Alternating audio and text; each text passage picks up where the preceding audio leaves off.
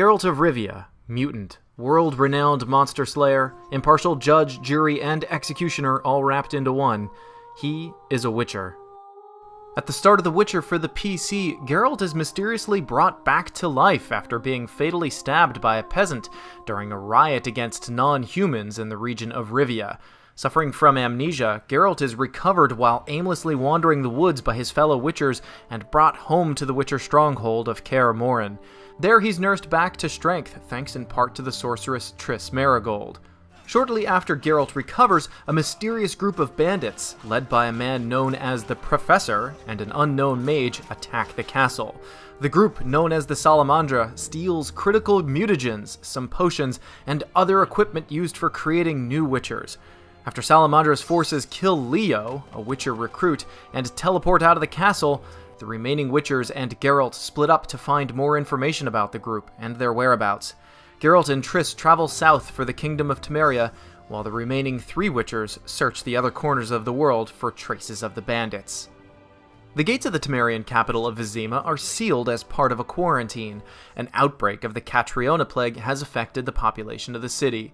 While waiting for entry in the outskirts of Vizima, Geralt finds Alvin, a boy of powerful and unstable abilities. The world will perish amidst ice and be reborn with a new sun! Reborn of elder blood, of hen Iker, of a planted seed, a seed that will not sprout but burst into flames. Geralt also runs into the dwarf Zoltan Chive, an old friend who witnessed Geralt's death in Rivia, and Shani, a medic who is trying to enter the city to help treat plague patients. While conducting investigations and looking for Witcher work, Geralt finds that many of the outskirt village's prominent residents are mired in corrupt dealings with the Salamandra, as well as rebel non-human criminals known as the Scoia'tael. It's also revealed that Salamandra have been creating mutated beings with the stolen Witcher potions and equipment, a side effect of which increases the monster activity in the area. While conducting some tasks in the crypts below the outskirts chapel, Geralt comes face to face with the King of the Wild Hunt. The Wild Hunt is an ethereal group of huntsmen that ride their skeletal horses across the sky, thought a myth by most in Temeria. In the crypt, the king taunts Geralt and reinterprets everything Geralt has done to cast doubt into his intentions. Their meeting almost seems random to Geralt and to the player, but the king insists otherwise. The two exchange harsh words and part. Remember me? I do. You chased me, you and your ghastly hunting party. I do still, though chase isn't the word. Why is that? My task is to see destiny fulfilled. As a consequence for the outskirts' evil and corrupt actions, a hellhound named the Beast manifests to terrorize the populace. With no one person to blame for its creation, the locals point their fingers at a witch named Abigail. Geralt slays the beast, and the civilians call for the arrest and execution of Abigail. Players can then decide to help Abigail leave the village and slay the corrupt villagers, or vice versa. Shani and Alvin are spared and gain access to the protection of the city. Upon arriving at Vizima's gate, Geralt is arrested and thrown into prison. In exchange for his freedom, Geralt agrees to hunt a cockatrice that plagues the sewers. Here he encounters Siegfried, a knight of the Order of the Flaming Rose, who is also hunting the beast. Geralt can choose to work with Siegfried or continue his search alone. He gains his freedom after his hunt proves successful and enters Vizima's temple quarter to track Salamandra activity within the city.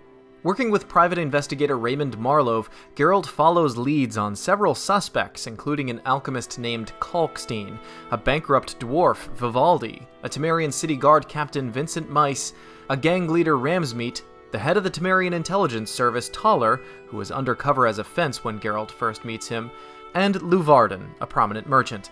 While investigating the swamps outside of Vizima, Geralt gets to know an elf named Yavin, the commander of the local Scoia'tael unit. Geralt is taught about the Scoia'tael plight for equality and freedom in Temeria, and their conflict with the Order of the Flaming Rose. Geralt finds evidence that an ex-Witcher named Berengar has been involved with Salamandra while working on a contract with Kalkstein the alchemist, but has disappeared. Upon receiving this information, he tries to uncover Kalkstein's connection to Berengar, as well as the Salamandra, but comes up empty-handed. While in Vizima, the Witcher runs into another old friend, Dandelion the Bard, who is still up to his old antics, mainly wine, women, and a little bit of song. Dandelion, who was also present for Geralt's demise, quickly catches the Monster Slayer up on world happenings during his absence. During a separate investigation into a murder, Geralt finds the body of the real Raymond Marlove in a crypt in the Vizima cemetery. The private investigator that's been aiding Geralt's hunt was in fact the powerful mage Azar Javed, the leader of the Salamandra who attacked Kaer Morhen. Geralt sets up a trap by continuing to work with the false Raymond without revealing his discovery, leading him to the ruined mage's tower in the middle of the Vizima swamp. When Azar Javed arrives, a showdown between Geralt, Javed, and the Professor ensues. Javed and the Professor escape, knocking Geralt unconscious. Once again saved by Triss, Geralt finds himself in the sorceress's house in Vizima's trade quarter. Upon recovering, Geralt attends a party hosted by the merchant Luvarden. At the party, Geralt is introduced to Velerad, the burgomeister of Vizima, Count de Witt, an officer of the Order of the Flaming Rose, and Princess Ada, whom he saved from a curse that turned her into a Striga when she was much younger. The princess invites the Witcher to her chambers, where she seduces him. After their tumble, Geralt discovers several incriminating documents linking Ada to the Salamandra, alleging her cooperation with the group in a bid for her father's throne. Geralt leaves the party to flesh out the apparent conspiracy. A secret message taken from a dead Salamandra captain points Geralt towards the location of a Salamandra cell in the trade quarter. Geralt infiltrates the hideout and overhears a discussion between the Salamandra and King Radovid of Redania, who refused to fund their operations in Vizima. After killing the Salamandra guards, Geralt meets Radovid and learns that Princess Ada may indeed be making a political play for the Temerian throne against King Foltest. The boy Alvin's innate magic is significant, disruptive, and known to Triss. Alvin is a source, a person born with natural magic powers that are often very potent, uncontrollable, and triggered by stress. The player has to decide between Shani and Triss as to who will play the role of the boy's guardian.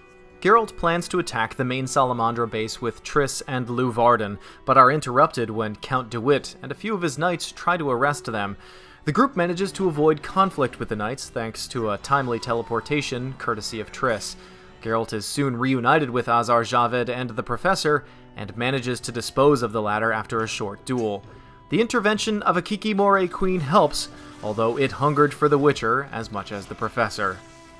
When Geralt emerges outside of the city walls, Ada and the Knights of the Order call for his immediate execution, but the Witcher is once again teleported to safety by Triss, this time to the village of Murky Waters by Lake Vizima.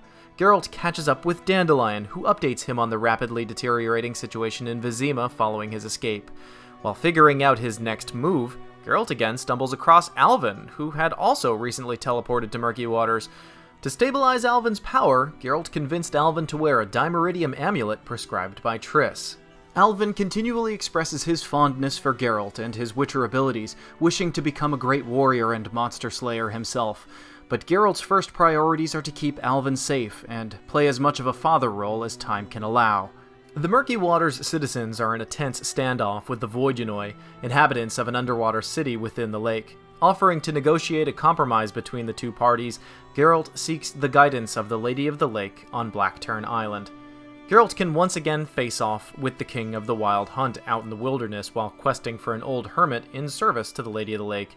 This time, the two ferociously duel in the haunted fields outside of Murky Waters. The king and his specters are defeated, but not destroyed. After finding peace for the Murky Water citizens and the Voidunoi, Geralt notifies the lady, who tells him that his next step is to slay the underwater demon Dagon. In return for preserving order and balance, the Lady of the Lake presents Geralt with the silver sword Erendite, and knights him as her champion. Geralt finally catches up with the elusive Witcher Berengar, who works with Geralt for a time, explaining why he left Kaer Morhen and why he hates the Witchers. Berengar turns on Geralt, but the player has the choice of sparing or slaying the wayward warrior. Geralt meets White Rayla, a mercenary leading a group of knights from the Order in a hunt for a Scoia'tael group in retaliation for a recent string of hostage takings. Rayla has the Scoia'tael surrounded in the small village of Murky Waters. He manages to convince Rayla to let him go into the village to assess the situation before they make their assault. When the Witcher reaches the entrance of the village, Dandelion tells him that Alvin is among the hostages.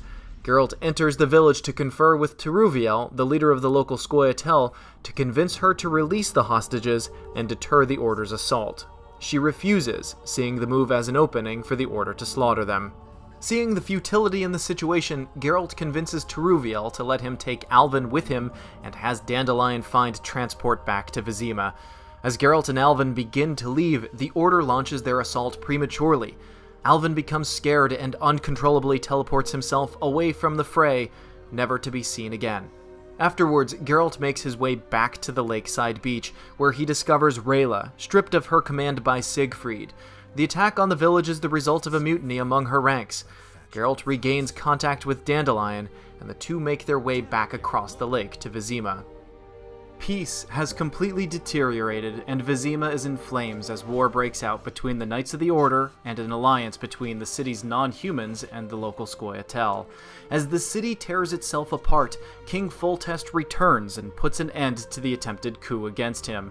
However, the Striga curse that afflicted Ada has reawoken, forcing Foltest to summon Geralt to court to help him with a difficult choice once again. Geralt finds Ada in her crypt. The player can either slay the Striga or lift the curse by surviving the night in her lair. On the way to the Old Manor, Geralt happens upon Count DeWitt, who admits he's been working with the Salamandra as a way to manipulate them from the inside.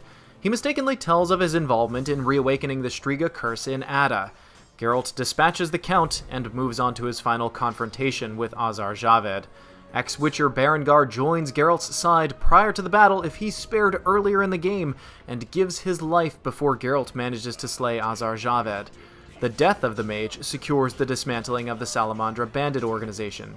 However, Geralt discovers that the true mastermind behind the mutation experiments and the puppeteer behind the civil unrest is the Grand Master of the Knights of the Order, Jacques de Aldersberg. The Witcher reports his findings to Foltest, who then tasks Geralt to bring the Grand Master to justice. Geralt enters the Order's citadel to confront the Grand Master alone. Before they could clash swords, the Grand Master teleports Geralt to a projected world, or a perceived future, a frozen wasteland, revealing his plans of using the stolen Witcher mutagens to create a force of superhuman guardians to save humanity from destruction. Unconvinced and unshaken, Geralt lets his sword give his rebuttal. Before delivering the final blow, the King of the Wild Hunt appears a final time, demanding the Grand Master's soul.